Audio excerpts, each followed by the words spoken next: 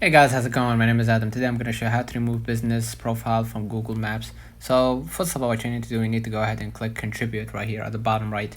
So what I'm going to do next, I'm going to see right here, this is my profile. Click edit map right here.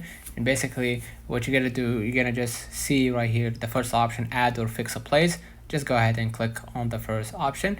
And what I'm going to do, I'm going to click the last option, which is remove a place. And then basically select the place that you want to remove, right?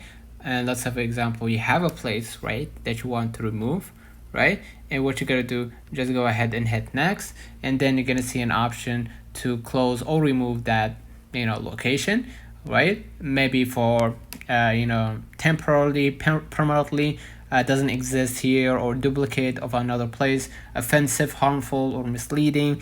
You're gonna tell them the reason why that you want to close or remove that place.